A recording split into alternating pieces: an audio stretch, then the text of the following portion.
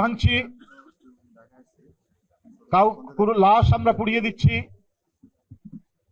এটা তো রসুলের শিক্ষা নয়, রসুল্লাহ সাল্লাল্লাহু আলাইহি ওয়াসাল্লামের শিক্ষা নয়।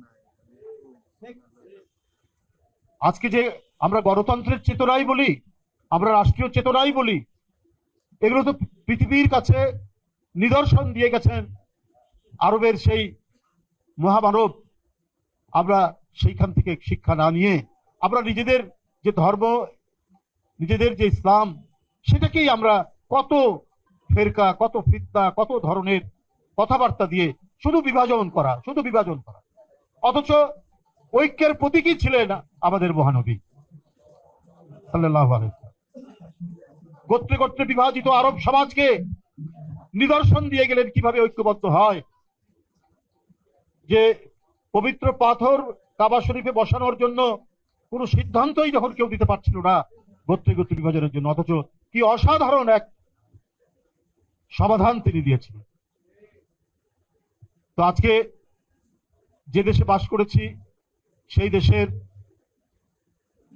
যিনি সাবেক প্রধানমন্ত্রী ছিলেন তিনিও মুসলমান ছিলেন, কাজে না হলেও নামে তিনি ছিলেন, এবং কথায় কথায় একবার বলেছিলেন যে মদিনা চার্টার অনুযায়ী দেশ চালাবেন তিনি। সেটা আমরা কি দেখলাম? সেটা আমরা দেখলাম তার এক মন্ত্রীর 140টা বাড়ি লন্ডনে, তার বাড়ি থাকার পরেও তার ছেলে মেয়ের নামে পূর্বাচলে 60 কাঠা জায়গা। এটা ছোট্ট উদাহরণ দিলাম। সরকারি জমি 72 বিঘা চট্টগ্রাম বিমানবন্দরের পাশে নেওয়া হয়েছে, সেখানে 30টা বাংলো বাড়ি তৈরি করা হবে সরকারি।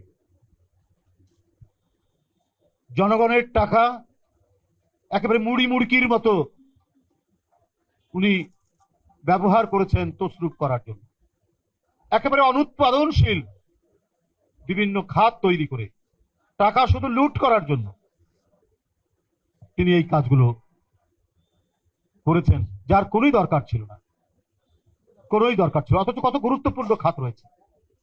একটা মানুষ অসুস্থ হলে, গরিব মানুষ, তার বিনামূল্যে চিকিৎসার কোনো সম্ভাবনা নেই এই দেশে, ধুকতে ধুকতে মারা যাবে। কত মানুষ করোনার সময় বিনা চিকিৎসায় মারা গেছে, প্রয়োজনীয় অক্সিজেন এবং অন্যান্য ঔষধ সামগ্রী সরবরাহ করতে পারেনি। অথচ বাংলো বাড়ি নির্মাণ করার জন্য সরকারি পয়সায়, ফুর্তি করার জন্য যে পয়সা খরচ করা হয়েছে, সেটা বলা কঠিন অবস্থা, বলা খুব মুশকিল। সবগুলো যদি বলতে যায় তো দিন রাত পার হয়ে